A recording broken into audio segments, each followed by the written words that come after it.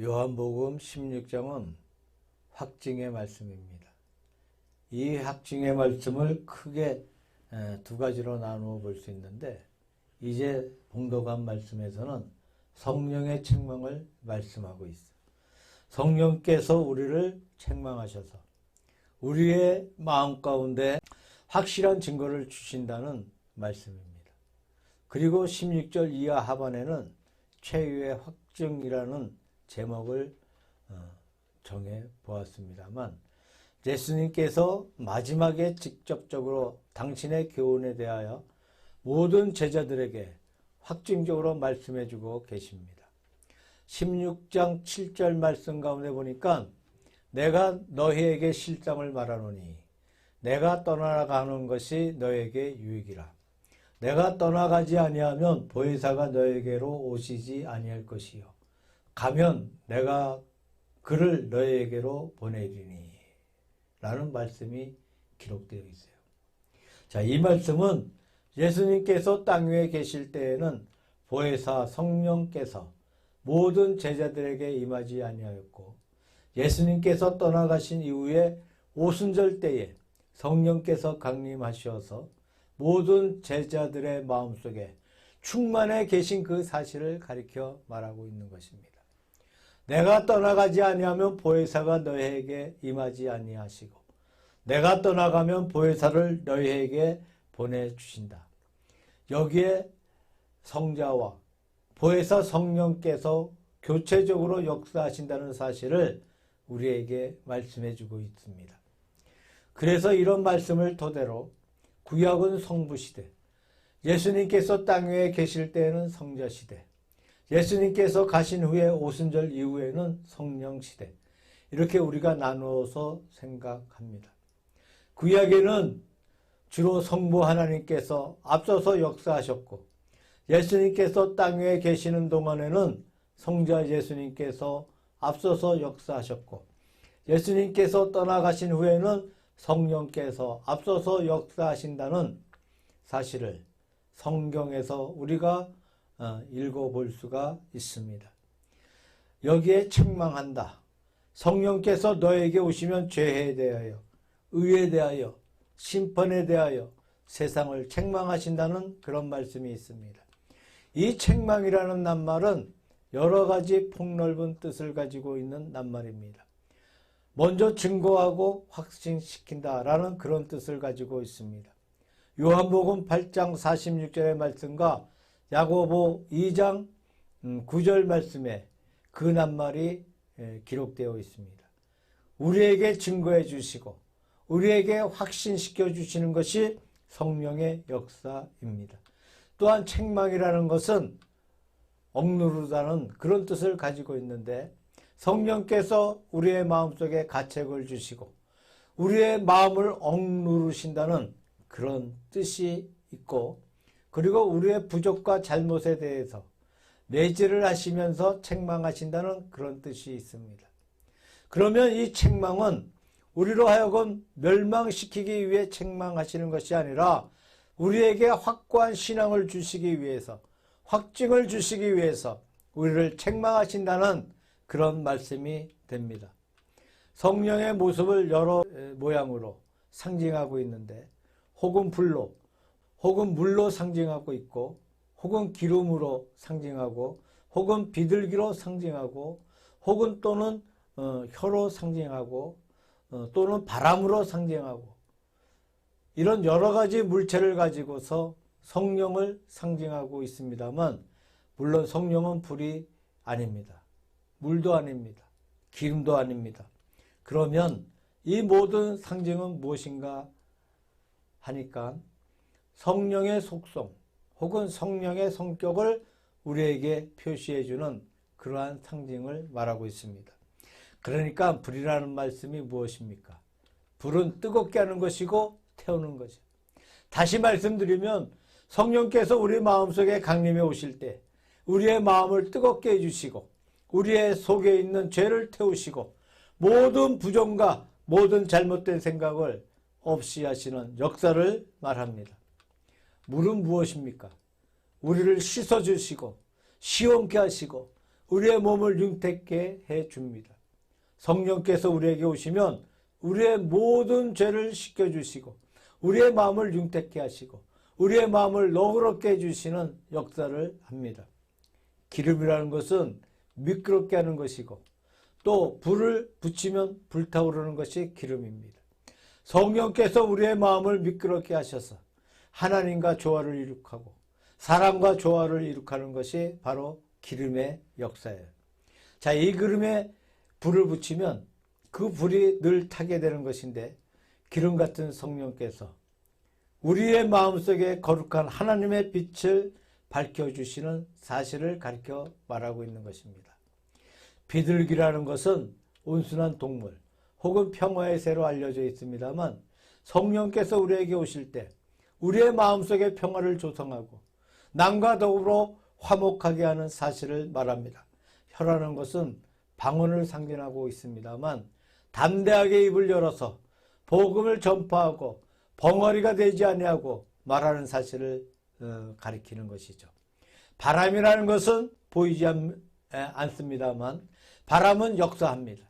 이와 같이 성령께서도 이 보이지 아니하시면서 우리에게 역사하시는 그런 상태를 가리키고 있다고 보고 있습니다.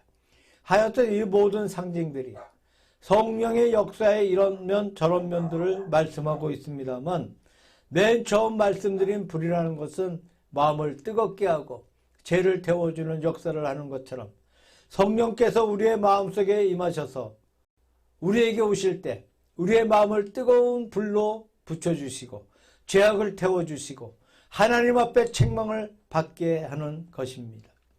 그렇다면 이 책망한다는 말씀은 단순히 책망이 아니라 책망해서 확신시킨다는 뜻으로 한편은 책망이고 한편은 확신인 그런 역사를 말씀하고 있는 것으로 볼 수 있습니다.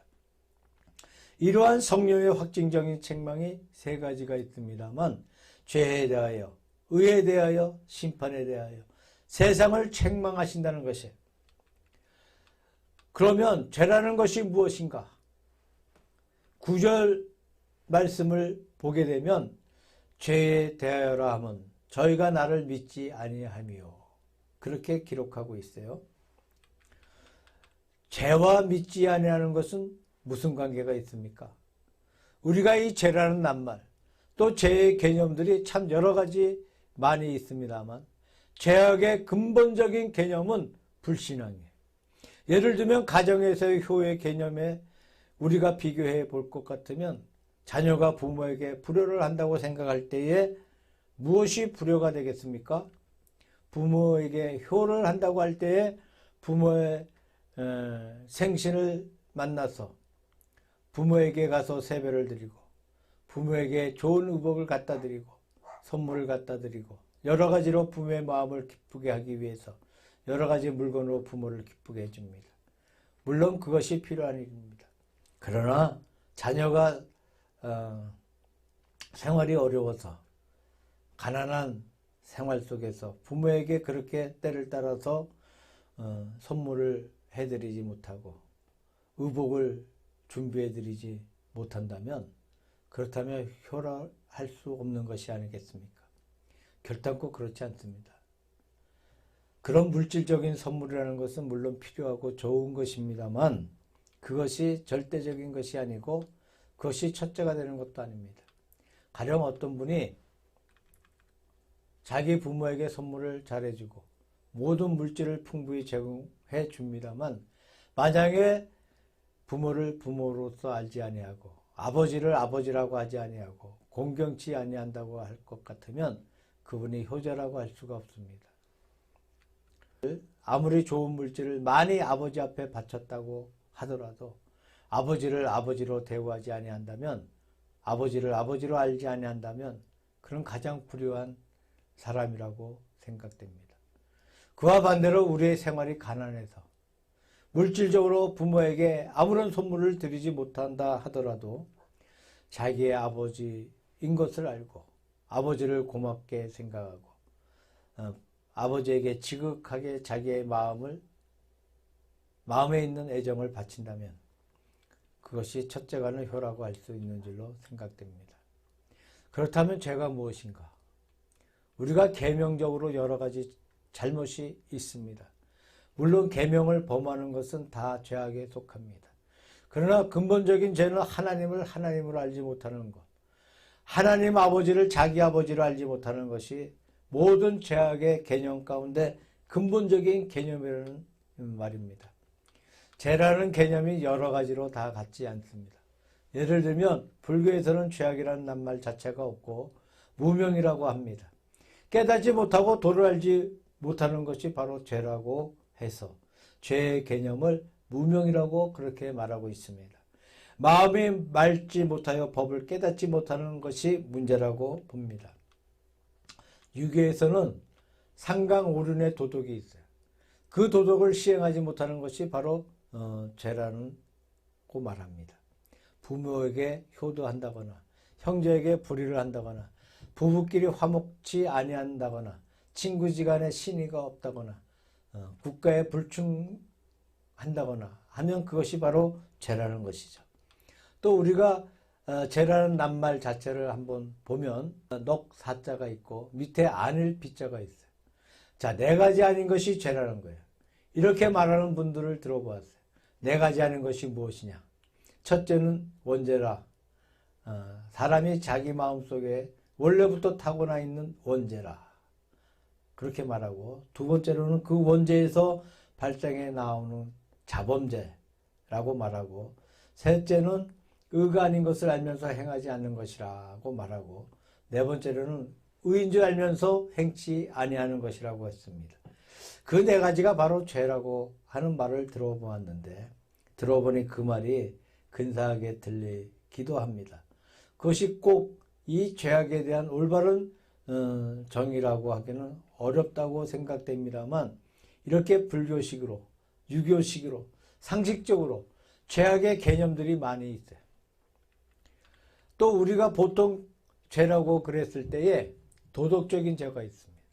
이제 말한 대로 그런 윤리적인 죄가 있습니다만, 또 그 다음에 계명적인 죄가 있어요.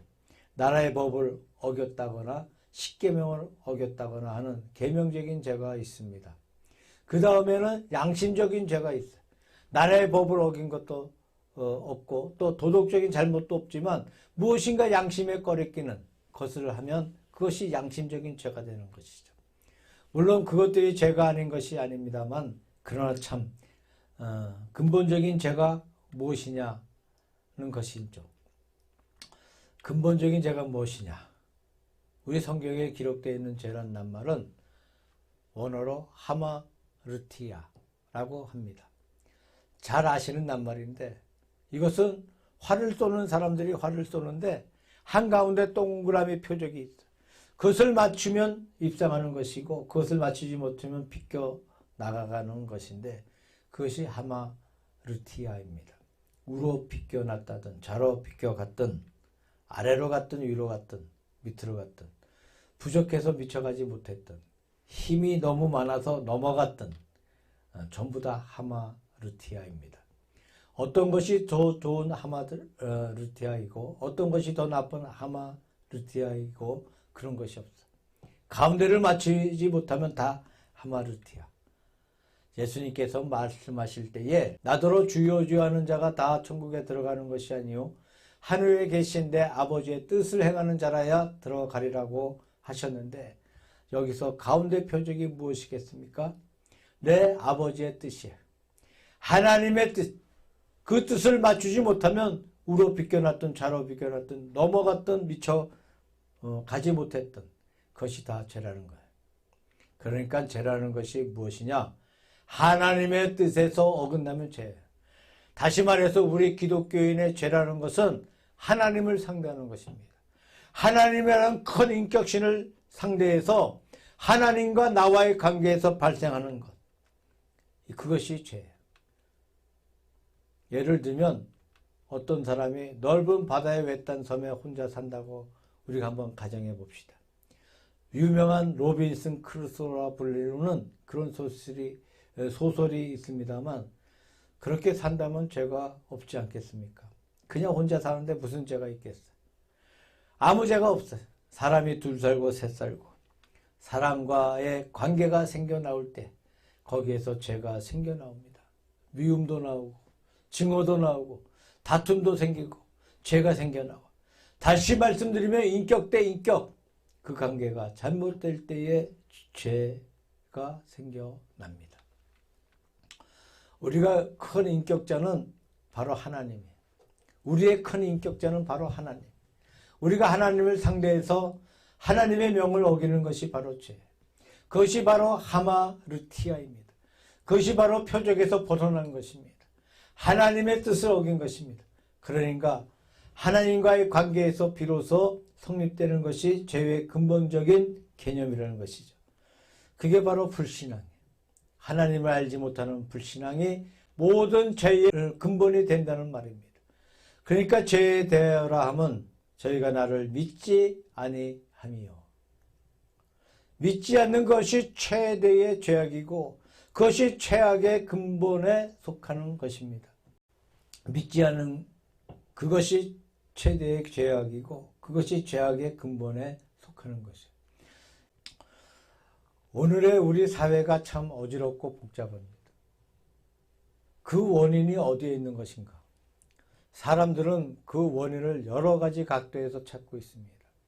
군인들은 군사적인 원인에서 찾고, 도덕가들은 도덕적인 원인에서 찾고, 기업체들은 경제적인 원인을 찾고 있습니다. 물론 그것이 다 원인이 됩니다만 이 사회가 혼란하고 복잡할 때 그 근본 원인이 무엇일까? 근본 문제는 뭐예요? 죄입니다. 어떤 분이 이 사회의 혼란을 해석하기를 인간이 실존하기 때문에 그렇다. 인간은 동물처럼 사는 것이 아니고 뜻있게 살려고 하기 때문에 거기에 죄가 생겨나고 사회가 혼란하다라고 말했습니다. 어떤 사람은 사람이 자유롭기 때문에 죄가 생겨나고 혼란이 생겨나온다 라고 말했습니다. 자, 동물은 어떤 본능에 얽매여 그 이상 올라가지를 못해요. 그러나 사람은 그런 얽매는 것이 없습니다. 얼마든지 마음대로 살 수 있으니까 거기에 사회의 혼란이 생겨나와. 어떤 사람은 말하기를 인간에게 죽음이 있다. 그 죽음이 인간으로 하여금 모든 혼란을 가져온다. 그렇게 말했습니다만 그러나 신학자들은 말하기를 바로 죄 때문에 그렇다라고 말합니다. 미국의 아이젠하워에게 미국의 가장 큰 문제가 무엇입니까? 라고 질문할 때 아이젠하워가 말하기를 도덕에서 떠난 문제가 가장 큰 문제다라고 말했습니다. 영국의 클래스턴이라 불리는 큰 재상이 있었습니다만 아마 영국 역사의 최대의 정치가가 아닌가 생각됩니다. 그분에게 영국의 가장 큰 문제가 무엇인가 라고 물으니까 그분이 말하기를 불신앙의 문제다. 이 불신앙이 영국의 가장 큰 문제다 라고 했다는 말이 있습니다. 이 대정치가들이 다른 이유를 들지 않고 모두 신앙적인 죄악을 들어서 말씀하고 있습니다. 죄가 모든 사회의 불안과 문제의 원인입니다. 그리고 그 죄의 근본은 바로 불신앙입니다. 불신앙에서 죄가 나오고 죄악에서 모든 사회의 혼란과 불행이 생긴다는 사실입니다. 두 번째로 10절 말씀을 보게 되면 의에 대하여라 함은 내가 아버지께로 가니 너희가 다시 나를 보지 못하며 라고 기록하고 있어요. 이것도 참 이상한 말씀 아니겠습니까? 얼핏 볼 때에 의와 주님이 아버지께로 가시는 것과 무슨 관계가 있습니까? 참 갖다 맞추기 어려운 그런 감을 느끼게 됩니다. 의가 무엇이냐? 이제 죄악의 개념들이 참 많다고 말씀드렸습니다만 이것처럼 의의 개념도 대단히 많이 있습니다. 로마서 10장 3절에 보면 자기의라는 말이 있어요. 내가 의롭다. 자기 자신이 세웠던 표준에서 내가 의로운 자라는 그렇게 느끼는 사람마다 그런 것이 있습니다. 자기를 절대시하는 자기의라고 할 수가 있습니다. 또 갈라디아서 2장 21절 보게 되니까 율법의 의라는 말이 있어요. 율법을 잘 지켜서 거기에 얻는 의입니다. 또 사도행전 23장 1절에 보니까 양심적인 의가 기록되어 있습니다. 그러나 죄악의 개념이 많지만 죄악의 근본 개념은 하나님과의 관계에서 비로소 바로 해석된다는 말씀처럼 죄악의 개념이 많지만 죄악의 근본 개념은 하나님과의 관계에서 비로소 바로 해석된다는 말씀처럼 의도 그렇습니다. 자기 의가 있고 율법의 의가 있고 양심적인 의가 있지만 이게 다 참된 의는 아닙니다. 참된 의는 예수 그리스도의 의입니다. 하나님은 의로우신 분이에요. 하나님의 속성이 바로 의입니다. 하나님께로부터 나오는 의만이 참된 의입니다. 다시 말씀드리면 그리스도의 의가 하나님의 의가 내 의가 될 때에 우리는 참으로 의로운 자가 될 수가 있습니다. 예수님을 빼버리고 나 혼자서 아무리 의롭다 한들 그건 참된 의로운 자가 못 됩니다. 로마서 8장 1절에 그러므로 이제 그리스도 예수 안에 있는 자에게는 결코 정죄함이 없나니. 다시 말씀드리면 죄인이 의인이 된다는 이야기입니다. 죄인이 의롭다 하는 것은 그런 은침을 받습니다. 재미있는 것은 한 문자로 오를 의자를 보게 되면 양 밑에 나 아자를 쓰고 있습니다. 양 밑에 내가 들어간다는 그런 뜻입니다. 양이라는 것은 성경에서 예수 그리스도를 가리키고 있습니다. 예수 그리스도 밑에 내가 들어가 버리고 내가 감추어 버리면 내가 없어져 버리고 마는 것이 바로 의입니다. 내 자체가 살아있는 한, 내 자체가 보이는 한, 내가 앞에 서는 한 참된 의가 아닙니다. 온전히 예수 그리스도가 나를 지배할 때에 참 100% 나를 지배해 주실 때에 내가 완전히 이렇게 된다고 믿습니다. 예수 그리스도의 의가 무엇입니까? 내가 아버지께로 가니 너희가 다시 나를 보지 못하며. 이것은 분명 예수님의 승천을 가리켜 말하고 있습니다. 예수님의 일생이 마감되는 토막을 말하고 있습니다. 즉 예수 그리스도의 인생을 말합니다. 예수님께서 이 땅에 오셨습니다. 아버지께서 보내서 오셨어요. 일생을 모든 인간을 위해서 사셨어요. 마지막에 모든 사람을 대신해서 십자가에 달려서 갈보리 언덕에서 돌아가셨습니다. 그 후에 3일 만에 부활하셨어요. 그 다음에 40일 후에 승천에 올라가셨습니다. 이것이 예수 그리스도의 일생입니다. 이 예수 그리스도의 일생이 우리의 의의 근거가 되고 있습니다. 예수님께서 이 땅에 오시지 아니하셨다면, 우리와 더불어 사시지 아니하셨다면, 우리를 위해 십자가에 돌아가시지 아니하셨다면, 그리고 승천하셔서 하나님 우편에 계시지 아니하셨다면 우리의 의가 없다는 것. 우리의 의는 예수 그리스도 안에 있는 것이고, 예수 그리스도가 이 땅에 오셔서 보내신 그의 생애, 그 일생이 우리 의의 근거가 되고 있습니다. 그래서 의라는 것은 내가 아버지께로 가니 너희가 다시 나를 보지 못하며 라고 하시는 주님의 거룩한 삶이 바로 우리의 의의 근거가 되는 사실을 가리켜 말하고 있습니다. 개혁자 루터가 말하기를 주님이여 당신은 나의 의시고 나는 당신의 죄로소이다. 그렇게 말했습니다. 나의 의가 무엇이냐? 바로 주님이 나의 의입니다. 나는 무엇이냐? 주님의 죄입니다. 십자가에 달려 만민의 죄를 대신 지시고 죽으셨는데 그 죄가 바로 내 자신이에요. 내가 당신을 십자가에 못 박은 죄인이었습니다. 주님이여 당신이 나의 의시고 나의 주님의 죄입니다. 참 뜻깊은 말을 했다고 생각합니다. 세 번째 말씀 가운데 보게 되면 11절에 심판에 대하여라 하면 이 세상 임금이 심판을 받았음이라고 말씀하고 있어요. 이것도 얼핏 보면 참 알기 어려운 말씀이 아니겠습니까? 앞에 있는 심판에 대하여라는 말씀과 이 세상 임금이 심판을 받았다는 이 말씀이 대체 무슨 관계에 있는 것인가? 참 대단히 어렵고 신비한 말씀으로 생각됩니다. 먼저 이 세상 임금이라는 말씀이 기록되어 있습니다만 이것이 무엇인가? 그것이 바로 마귀예요.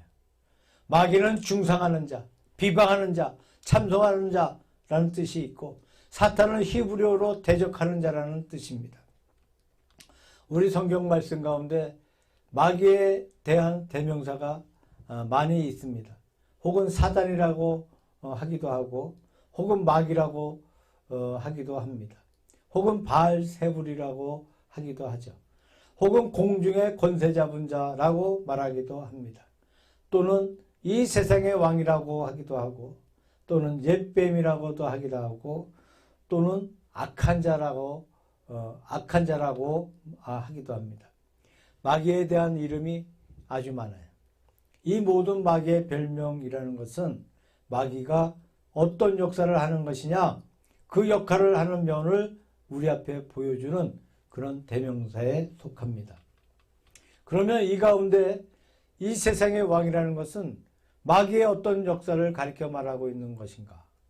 마귀를 공중의 권세 잡은 자라고 말하고 있습니다. 유대인의 신앙에 의하면 현재 우리가 살고 있는 세상은 인간의 세계로 알고 있습니다. 그 다음에 하나님의 나라는 하나님의 세계로 알고 있습니다. 이 세상의 인간의 세계와 하나님의 세계 중간에 마귀의 세계가 끼어 있다고 합니다. 그래서 하나님의 영광을 가리고 하나님의 은총을 내려오지 못하게 하고 인간의 기도를 가로막아서 하나님께 올라가지 못하게 하는 하나님과 우리 인간의 중간의 방해자가 바로 마귀라고 보고 있습니다. 그래서 인간의 세계를 제1세계라고 합니다. 마귀의 세계를 제2세계라고 합니다. 하나님의 세계를 제3세계라고 말하고 있습니다.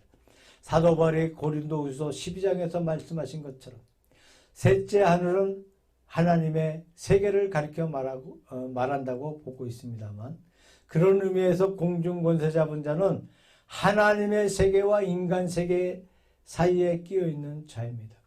공중의 권세를 잡은 자, 세상을 지배하고 있습니다. 선하게 지배하는 것이 아니고 악하게 지배하고 있습니다. 인간을 죄짓게 하고 인간을 타락시키고 인간을 멸망으로 이끌어가는 그런 역할을 하고 있습니다. 그런 의미에서는 마귀는 이 세상의 왕입니다. 선한 의미에서 세상의 왕인 것이 아닙니다. 그리스도는 만왕의 왕이라고 말씀하고 있습니다만 선한 의미에서 왕이 되시고 마귀는 악한 의미에서 왕이 됩니다.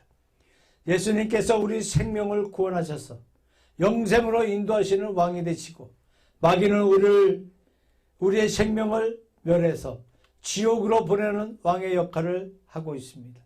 악한 의미에서 세상의 왕이에요. 그래서 이 세상의 임금이라는 말을 하고 있습니다. 예수님에게 이렇게 세상의 임금이라는 그런 말을 붙이지 않습니다. 그냥 만왕의 왕이시다. 우리의 왕이시다. 그렇게 말씀하고 있습니다. 하여튼 이 세상 임금, 즉 마귀가 심판을 받았음이니라.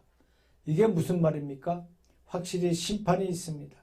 심판이 확실히 있기는 하지만 심판의 원칙적인 상대자는 사람이 아니고 마귀입니다.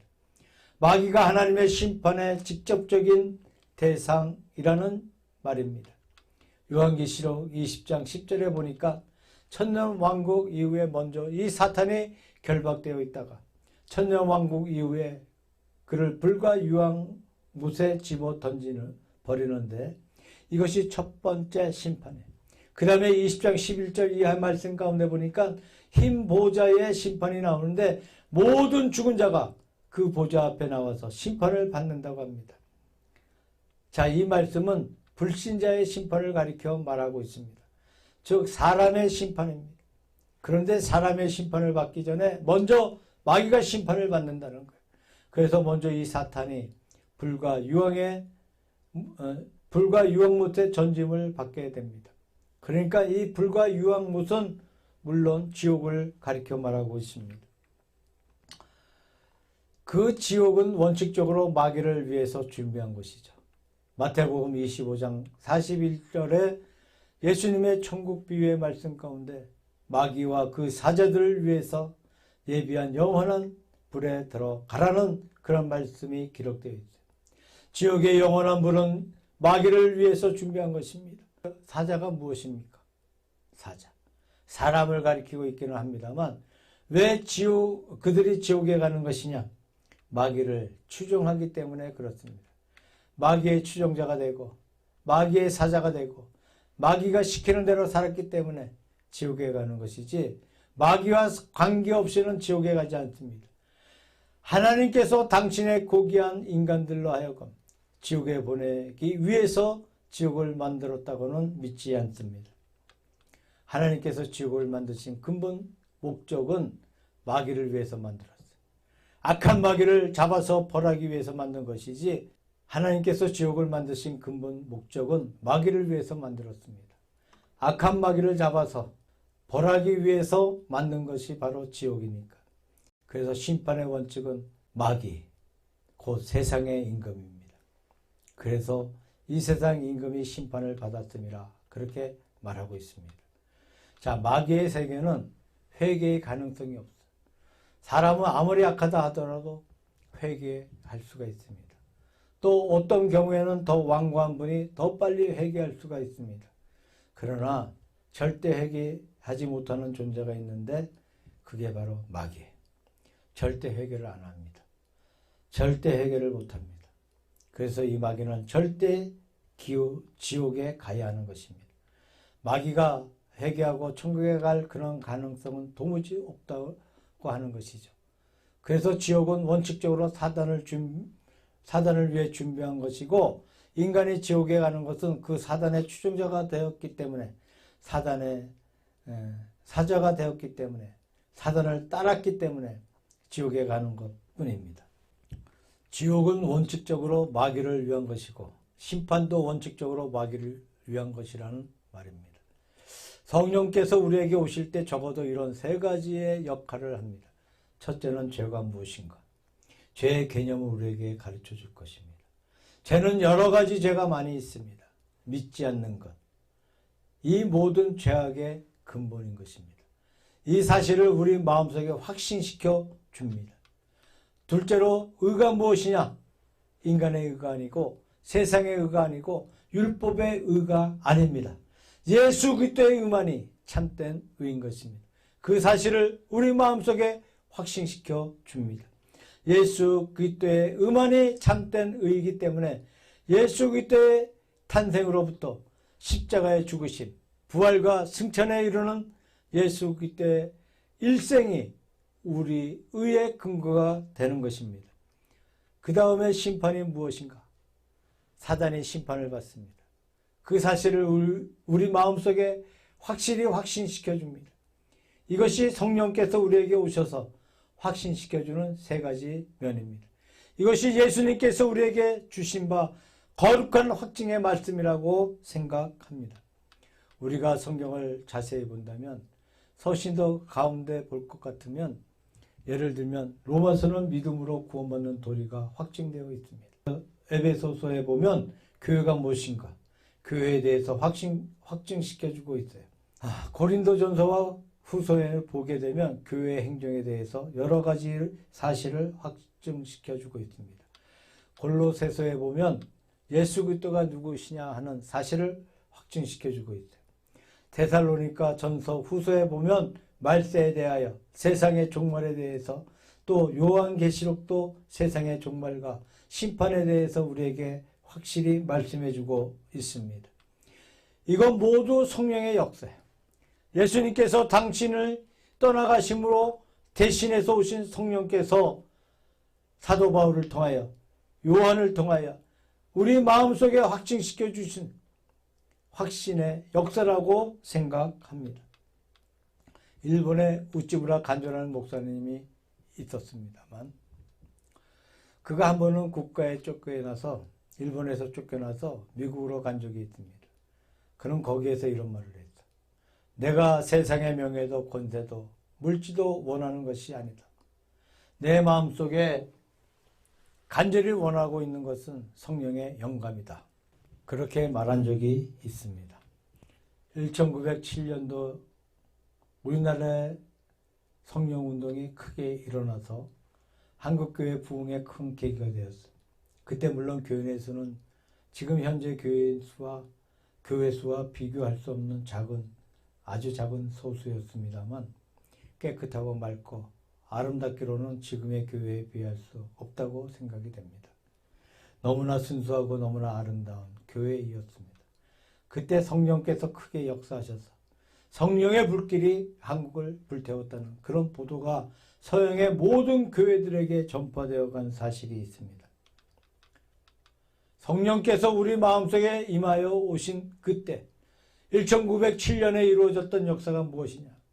첫째는 회개운동이었습니다. 교회에서 이 운동이 일어났을 때 온 교회에서 통곡하면서 자기의 죄를 회개한 회개운동이 일어났어요. 둘째로 성령께서 오실 때에 우리 마음에 감사한 마음이 넘쳤습니다. 원망과 부족한 마음이 없습니다. 그저 사사건건이 하나하나가 감사밖에 없었어요. 그 다음에 성령께서 우리 마음에 오실 때 우리 마음속에 뜨거운 사랑이 불타오릅니다.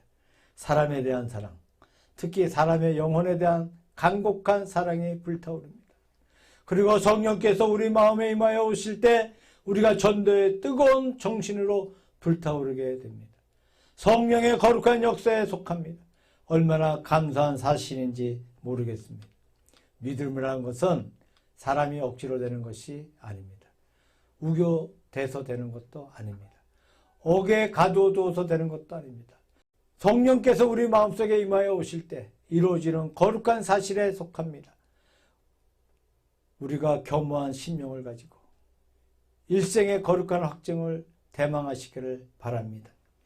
예수 그리스도가 우리 마음속에 오시면 죄에 대하여, 의에 대하여, 심판에 대하여 이것이 죄다, 이것이 의다, 이것이 심판이다 하는 것을 우리에게 확실하게 가르쳐 주십니다.